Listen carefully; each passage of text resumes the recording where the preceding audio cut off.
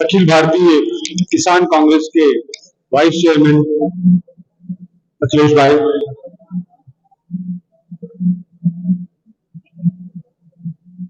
मंच पर बैठे आकाश यादव जी, प्रदेश किसान कांग्रेस के अध्यक्ष, कल हमारे साथ कार्यक्रम में भी थे पराग पास्ते जी, यहाँ जिला अध्यक्ष माधव भाई, दादाराव दागी जी, प्रदेश उपाध्यक्ष दामिनी दागी जी,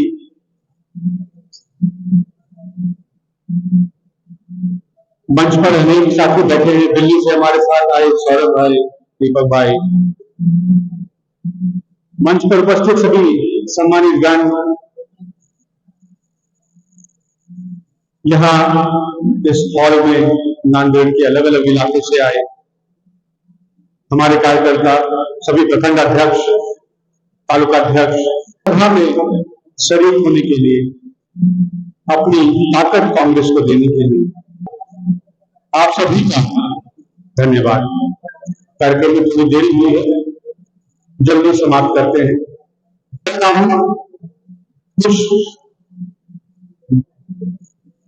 कुछ कहता हूं कि भिजवाई रेलगाड़ी लगेगी, इसके लिए मजाक कर रहा हूं। जहां आने के पहले हम सचखंड साहब गए, बहुत पुण्य भूमि है नांदेड़, पूरी दुनिया में जाना जाता है। गुरु गोविंद सिंह जी ने यहाँ अपना आखिरी सांस अपनी ली थी। इसके पहले पिछले महीने ही में यहाँ के खासदार वसंतराव आए, जब गुजर गए तो उनको श्रद्धांजलि देने के लिए मल्लिकार्जुन खड़गे राष्ट्रीय अध्यक्ष और पूर्व अध्यक्ष राहुल गांधी जी के साथ हम उनके घर पर गए थे, उनके परिवार से मिले थे। तमाम लोगों से वहां मुलाकात हुई, सबसे बात हुई और सबने विश्वास जताया था कि ये जो जमीन है, ये जो भूमि है, ये महाराष्ट्र की पूर्वांगीय विचारधारा को समर्पित है। ये महाराष्ट्र की तरक्की को, भाईचारे को, सद्भावना को समर्पित है। ये साहू फूले अम्बेडकर की धरती, ये छत्रपति शिवाजी की धरती, जिन्होंने हमें सिखाया मजबूती से खड़े रहना और अपने अधिकार के लिए लड़ना।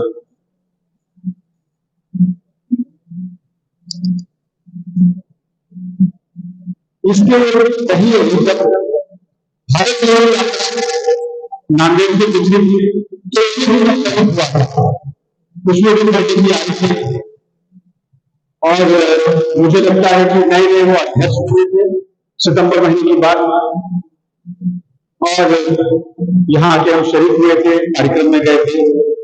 तो एक लगातार जो है आपसे जुड़ा हुआ है मेरा, और मुझे बहुत अच्छा लगता है यहाँ आपके लिए जाकर।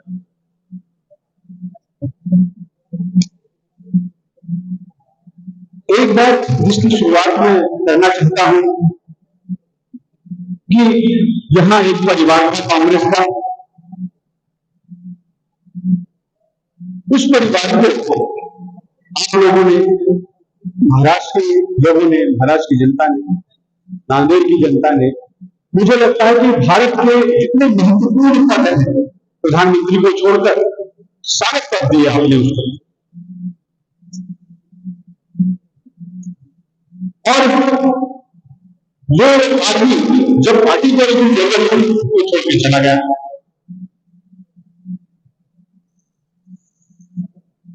उसने गरीबों को नहीं सोची, दलितों को नहीं सोची, जो माइनॉरिटी है, जरूरतमंद लोग हैं, जिन्होंने सालों उनको वोट दिया, जिताया,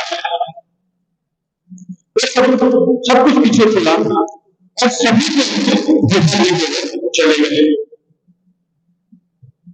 यहाँ सुबह को सभा में उनका अनुभव मुझे ऐसा लग रहा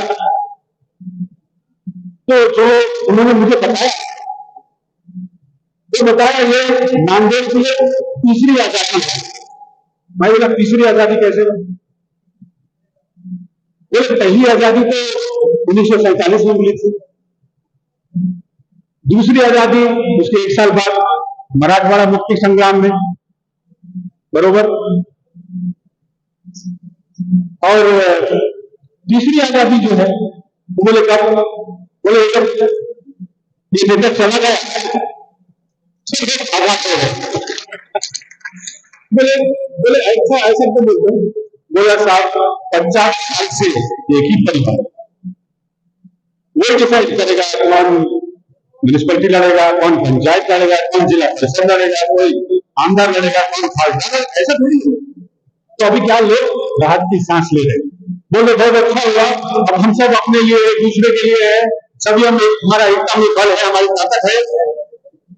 तो मुझे लगता है कि जो है जो हुआ है वो भगवान ने किया है वो अच्छा है, और जो जहां है वो वहां खुश रहे।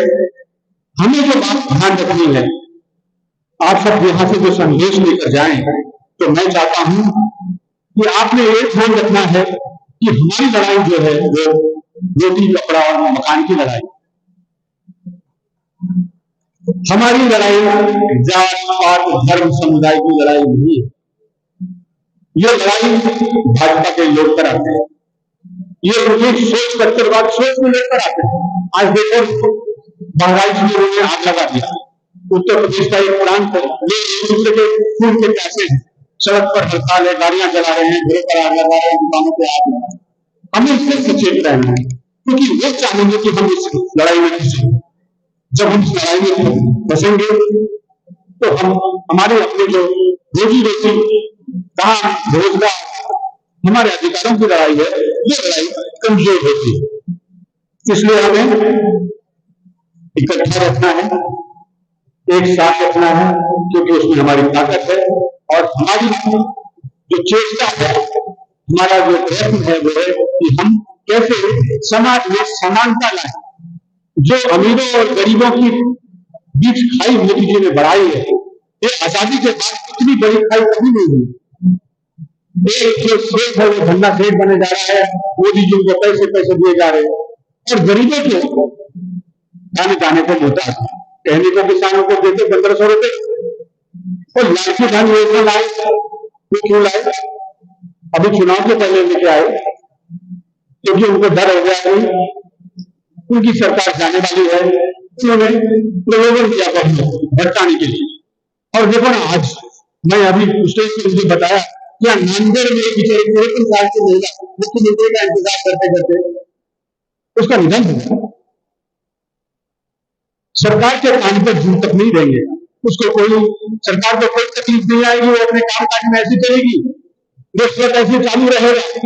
जो आपके ऊपर कर्ज है, महाराष्ट्र के ऊपर कर्ज है 7 लाख करोड़ का, वो पैसे ये जो यूपी के लोग बैठे हैं उनके बैंक खाते में जमा होंगे, उनके ऊपर ईडी का रेट नहीं होगा, आईटी का रेट नहीं होगा, सीबीआई उनको नहीं पकड़ेगी, सारी जांच तफ्तीश विपक्ष के लोगों पर होगी। वापस मैं आपकी बात करूं, मराठवाड़े की बात करूं, तो पिछले 10 सालों में मुझे लगता है कि मराठवाड़ा विकास के लिए तरस रहा है।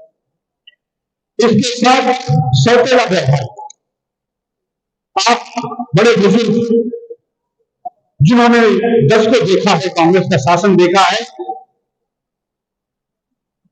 मुझे इस इलाके में इस प्रदेश के 3 मुख्यमंत्री थे, जिस जगह में कपास नहीं होता था, अभी मैं देखा पीछे बड़े बड़े गन्ने लग रहा है। कैसे इंद्र देवता तो खुश करते हैं, लेकिन जमीन में भी काम हुआ। किसने बनाया जैतवाड़ी बांध? किसने बनाया विष्णुपुरी बांध? कांग्रेस के लोगों ने बनाया ना। आपकी सिंचाई कैसे होती है? कांग्रेस के इलाके, कांग्रेस के समय में जो काम हुआ उसकी वजह से होती है, उसकी वजह से हरियाली आई है। पिछले 10 सालों में क्या हुआ? जो सरदार सरोवर डैम बन रहा था वो कौन बना रहा था? वो भी कांग्रेस की योजना। तो कहने का मतलब कि इनको, इनके बड़े बड़े भाषण ले लो, बड़ी बड़ी घोषणाएं ले लो, लेकिन काम करने की बात तो कहेंगे काम का मेरे से हिसाब मत लो, हम उसे भाषण दे सकते हैं। कांग्रेस के शासन में लातूर आज एजुकेशनल हब बना है, लोग पढ़ने लिखने को आते हैं, तरक्की हुआ पूरे इलाके का। 10 सालों में तो कुछ नहीं हुआ, सरकार ने उस तरक्की में तो कोई योगदान नहीं दिया। तो मैं आपको कहना चाहता हूं, आज सोमवार है, हो सकता है 2-3 रोज में इलेक्शन कमीशन चुनाव की घोषणा करे, और जब चुनाव के लिए जब आपको मौका मिलेगा इधर ईवीएम पे बटन दबाने को, तो इसका हिसाब किताब बराबर करोगे ना? इस 10 साल का जो आपका संघर्ष है, जो आपके साथ सौतेला व्यवहार हुआ है, जो आपके साथ, उसका बदला बराबर होना चाहिए, होगा ना? आपको शिवाजी के अपमान का बदला लेना है, जो भ्रष्टाचार किए और किसके नाम पे किए, कितने शर्म की बात है, उस अपमान का बदला लेना है। महाराज की अस्मिता पर जो प्रहार हुआ है, जो वार हुआ है, उसका बदला लेना है। महाराष्ट्र के लोगों ने आपने ही मोदी जी की धरती दिखाई, तो क्या बैठे गाड़ी में बैठे, इधर लाइट डाले, इधर डाल लाइट, दूसरे में लाइट डाले, गाड़ी में और कुछ नहीं दिखता, मोदी जी का चेहरा दिखता। वो चेहरा, वो व्यक्ति आप लोगों ने बुझा दी थी कब? लोकसभा चुनाव के बाद 48 में से 30 सीटें आपने दे दी एनडीए को, महाविकास आघाड़ी को, और मोदी जी ने कहा कि मुझे शर्म आती, सामने बैठे हुए पीछे सीट को जाके बैठ गए। अभी हरियाणा का रिजल्ट आया, फिर सामने आके बैठे, फिर लाइट वापस डाले। तो अभी चुनाव जब होगा ना, वो लाइट दोबारा बुझानी है, और लाइट दोबारा बुझानी है, क्योंकि लाइट नहीं बुझाओगे तो फिर से कुछ करके डांस करेंगे ये लोग, फिर तुम्हारे हक मारेंगे, फिर जीएसटी बढ़ाएंगे तुम्हारी खेती में, फिर तुम्हारे हिस्से का पैसा उद्योगपतियों को देंगे। तो नांदेड़ के लोगों को मैं खास करके कहना चाहता हूं कि जो आपकी लड़ाई है, जो गद्दार और खुददार की लड़ाई है, गद्दार और खुददार के बीच की लड़ाई में आपको देखना है कि गद्दार जीत के कहीं आसपास भी भटक नहीं पाए। आप अपने उम्मीदवार को इतना मजबूर करोगे कि खुददार फिर से जीत कर सके आएगा।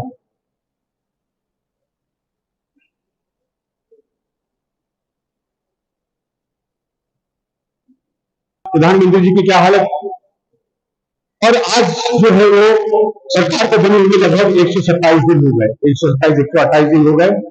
पर आप अगर देखो कि नई सरकार में भी महाराष्ट्र में क्या हुआ, इलाके में क्या हुआ, तो कोई आपको मजबूत काम नहीं दिखेगा।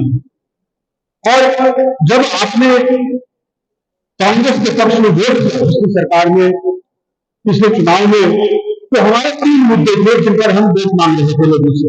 हम ये कह रहे थे कि हमें संविधान की रक्षा करनी है, क्योंकि जो संघ के लोग हैं, वो भाजपा के लोग हैं, संविधान बदलना चाहते हैं। वो शायद चाहते हैं कि मोदी जी हमेशा प्रधानमंत्री रहे, अच्छे अच्छे कपड़े पहने, भाषण दे, टीका काटे, बढ़िया खाना खाए, आप लाइन में लगे रहो। जैसे हमारी बहन आज लाइन में लगी लड़की योजना के लिए, बेचारे का निधन हो गया। ये सरकार आपको हमेशा लाइनों में रखना चाहती है, जैसे नोटबंदी में लाइन में रखी, जैसे खाद के लिए लाइन में रखती है। तो हमारा काम, हमने आपसे कहा था कि हमें संविधान की रक्षा करना है, हमें जाति जनगणना करा। आपने वो काम तो कर दिया। जो 400 सीटें वो ख्वाब देख रहे थे, जो संविधान बदलने का ख्वाब देख रहे थे, आप उनके पीछे 2 बैसाखियां लगी। एक आंध्र प्रदेश में लगाया टीडीपी को, और एक बिहार से जेडीयू में लगाया, 2 पार्टियां लगी इसको। वो नहीं रहती, वो चल नहीं पाते। अब उनके बैसाखी लग गई, तो वो काम अपने बरोबर किया। दूसरा जो हमने कहा था, मोदी जी से, मोदी जी जो किसानों के साथ आपने अन्याय किया पिछली सरकार ने, उनको सड़कों पर बिठा के रखा, 700 किसान शहीद हो गए, और उनको मिन्नत करके बोला, उनके लिए श्रद्धांजलि करके 2 मिनट का संसद में नाम कर दूं। मोदी जी बोला नहीं, मुझे मैं अच्छा नहीं दिखूंगा ऐसा करके, मेरा काम चल रहा है, मेरे को बड़े लोग पैसे दे रहे हैं, मेरा चुनाव में खर्चा चल रहा है, किसान को रेट छूट क्या मिलता, ऐसा सोचकर उन्होंने शायद श्रद्धांजलि भी नहीं करना उचित नहीं समझा, और जब उनसे सलाह करनी गई कि कालीन वापस ले लें, उन लोगों को कहा कि हम उनके केसेस वापस ले लेंगे, उनको ये पता है कि हम यूनिवर्सिटी के लिए कानून भी लाएंगे, तो वो दोनों काम किए नहीं, क्योंकि उनका काम चल रहा है, उनके बात का कोई वैल्यू होता नहीं है। तो हमने उनसे कहा था, और हमने हमारी जो घोषणा की चुनाव में, दूसरी बड़ी घोषणा थी, वो थी किसानों के लिए कर्ज माफ, और उसके साथ ही किसानों के लिए एमएसपी, न्यूनतम समर्थन मूल्य, उसकी गारंटी है। राहुल जी ने भारत जोड़ो योजना के यात्रा के समय ये बात बोली, तो मैं आज यहाँ इस मंच पर कांग्रेस पार्टी की नुमाइंदगी करते हुए आपको कहता हूं कि देखो, हम सरकार में नहीं आए, लेकिन जो हमारे वादे हैं उस पर हम कायम हैं। जिस दिन सरकार बनती है, हम दोनों वादे पूरी करेंगे, और जो किसानों की ऋण माफी लेना, वो हमारे प्रदेश की सरकार बनेगी, जैसे तेलंगाना में थी, कोशिश करेंगे, और एमएसपी के लिए भी कानून करेंगे। और दुर्भाग्य देखिए कि महाराष्ट्र में मैं जनवरी के आंकड़े देख रहा था, 1200 से ज्यादा किसान जो है वो मजबूरी में बेचारा आत्महत्या करें। अखिलेश भाई बोल रहे थे कि हम किसान कांग्रेस से एक ऐसा सिस्टम बनाना चाहते हैं जिसमें अगर तो किसान को इतनी मजबूरी हो जाए तो और लोगों को बता पाए कि भाई मुसीबत नहीं है, हम कुछ ऐसा योजना बनाए, कुछ ऐसा टीम बना ले, कुछ ऐसा नेटवर्क बना ले, उस भाई की मदद कर पाएंगे ताकि उसकी जान बच जाए, उसके बच्चे अनाथ ना हो, उसकी वाइफ विधवा ना हो। हम ऐसी सोचते, हमारी पार्टी ऐसी सोचती है, हमारे ऑफिस में ऐसी सोचते हैं, मोदी नहीं बोलते हैं नहीं ऋण माफी नहीं करते, किसान को मुफ्तखोरी की आदत हो जाती है, तो फिर बोले नहीं करते तो अमीरों को मौका दे, तो कुछ नहीं बोलते, बोले अमीरों को 1 लाख 2 लाख तो बोल ही रहे, 16 लाख माफ कर अमीरों का, उसे क्या मिलता, तो इसका जवाब नहीं देते। मैं बताता हूं क्या मिलता, आपको भी मालूम है, इलेक्शन बॉन्ड के बारे में मालूम है ना आपको, इलेक्टोरल बॉन्ड का जो घपला उन्होंने किया लोकसभा के पहले, सुप्रीम कोर्ट ने उस पर रोक लगा, तो क्या अमीरों को पैसे माफ करते हैं, उनसे गुप्त दान आ जाता है। आप तो गुप्त दान दोगे नहीं, आप तो खर्चा करोगे घर के बच्चों की पढ़ाई के लिए, अपने स्वास्थ्य के लिए खर्चा करोगे, घर की जरूरतों के लिए खर्चा करोगे, तो पैसे वहां देते सरकार, जहां से उनको इधर मिल जाता है। तो आपके लिए उनके पास 50,000 माफी के नहीं है, लेकिन जो बड़े लोग हैं, सूट-बूट वाले हैं, उनके लिए 16 लाख करोड़ सरकार ने 10 साल में माफ किया। इस पे रोक लगनी चाहिए थी, रोक लग गई थी, थोड़ी चूक गई हमसे लोकसभा में, पर आगे हम चौकन्ने हैं। आपकी देखो समस्याएं 10 साल में क्या हो, जो आपका खाता हो रहा था उसके 5 किलो खाद चोरी हुआ, किसने लिया है, भगवान ने खा लिया क्या, कितने की बोल होती थी पहले कितने की बोरी होती थी खाद की, 25 किलो की, अब उसमें दाम उतना ही रखा 5 किलो हो गए, ट्रैक्टर पे, टायर पे, खेती के सामान पे, सबसे खत्म, सब पे जीएसटी लगा दिया। और जो हीरे के व्यापारी हैं, गुजरात के लोग हैं, उधर बैंक काम करते हैं, जो करोड़ों का कारोबार करते हैं, उनके ऊपर जीएसटी बिल्कुल कम, 1% से 3%। तो यह सरकार की जो प्राथमिकता है वो है अमीर, पूंजीपति, गरीब ऐसे राशन में चलेगा, वो मुफ्त राशन दे देंगे उसको, किसान को 1500 रुपए दे देंगे उसको 3 महीने में। आपसे पूछ के उसको कानून नहीं बनाना, अगर उसको कानून बनाना है तो विदेश में अमीर आदमी बैठा है सड़क बना के, उसको पूछ के बनाया उसने कानून, वो काले कानून उसने बताया कि अदानी साहब बड़े बड़े कायदे बना रहे हैं, वो अनाज को जमा करके रखेंगे गोदाम में, और जब आपका पैदावार बाहर आने वाला होगा तो उसको निकाल के बाहर बेच देंगे। सरकार जो आप पैदावार किए उसका एमएसपी, उसका न्यूनतम मूल्य घट जाएगा, बाजार में प्राइस क्रैश हो जाएगा, वो फिर खरीद लेगा, फिर उसको रख लेगा, फिर जब आपकी फसल आगे फिर उसको निकालेगा।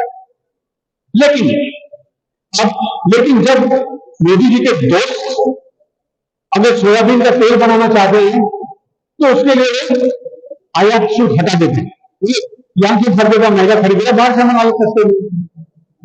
आखिर क्या कारण है? आप जब प्याज जब बंपर होता है, आपका फसल बंपर होता है तो उसके एक्सपोर्ट पे रेट लगा देते हैं। क्यों? क्योंकि आपको मुनाफा मिल जाएगा। आप अगर देख लीजिए तो आप नहीं मिल जाएंगे। मोदी जी नहीं चाहते आप अमीर बनो, आपकी गरीबी जारी रहना चाहिए, तभी उनको फायदा होता है। ये लोग वैसी सोच के लोग हैं जो सुबह भाव बता रहे थे, धोखेबाज लोग हैं ये नहीं बता रहे थे।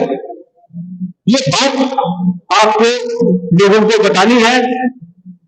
आपके पास एक और प्रमाण देता हूं, देश के गृह मंत्री के पास आज तक कभी सहकारिता मंत्रालय नहीं था। यहां पे इतना बड़ा सपोर्ट है सहकारिता का, कांग्रेस ने किया।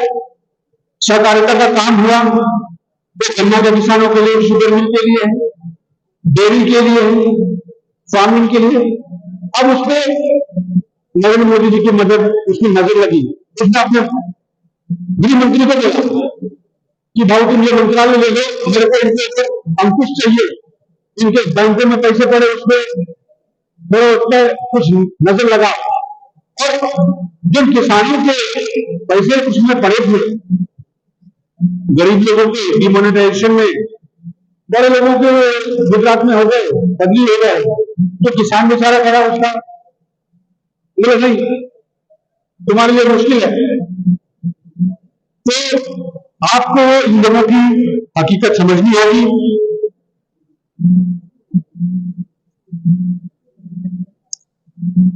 आखिर में कुछ बात कहना चाहता हूं, आपको याद दिलाना चाहता हूं कि जब ये सरकार आई थी सबसे पहले ये आपको जमीन देना चाहते थे, उसके लिए ये कानून लाए थे जमीन अधिग्रहण नहीं। उसके बाद ये जो आपको बोनस मिलता था 150 रुपए प्रति क्विंटल, उन्होंने मुख्यमंत्री को चिट्ठी लिखकर वो बोनस बंद करवाया और फसल बीमा के नाम पर 40,000 करोड़ रुपए आपके लिए बड़े बड़े उद्योगपतियों को गए, उन्होंने रोजगार को किया था।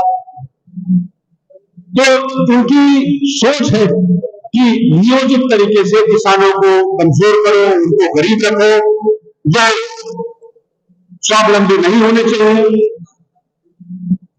जिसके बाद जो आखिर में सबसे महत्वपूर्ण बात कहना चाहता हूं, आपके बच्चों के भविष्य को लेकर के, रोजगार को लेकर के कहना चाहता हूं। इस सरकार ने जो रोजगार मिल रहा था बच्चों को, जो पहली नौकरियां मिलती थी वो बंद कर दिया। जो रोजगार की योजना यहां महाराष्ट्र में लगनी थी उसको उठाकर गुजरात ले गए और आपको काम देने के बजाय आपके बच्चों को नशे की आदत में डाल रही है। तो गुजरात में 5,000 करोड़ रुपए का नशे का सामान पकड़ा गया। तो किसका है? तो किसानों का तो नहीं है। किसानों का है क्या? नहीं है ना। किसका है? तो बड़े बड़े लोगों का। तो कहां पकड़ा जाए? कहां से आ रहे हैं? मुंद्रा प्लेट से आ रहा है। किसका प्लेट है?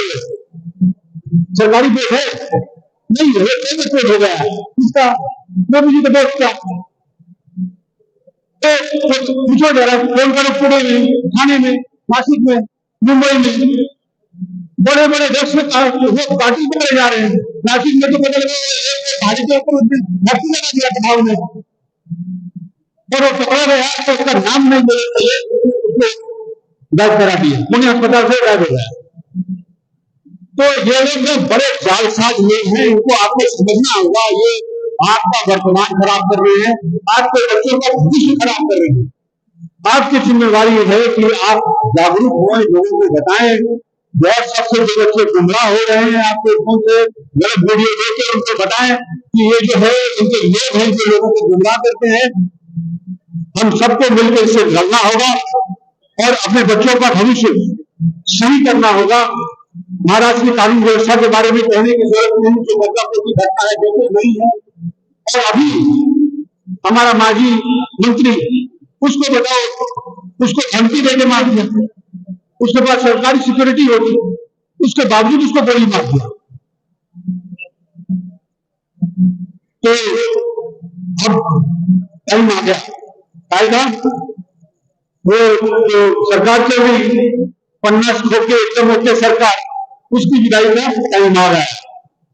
विदाई करना है ना, अभी 50 खोके एकदम खोके सरकार जो है उसकी विदाई करनी है हमें।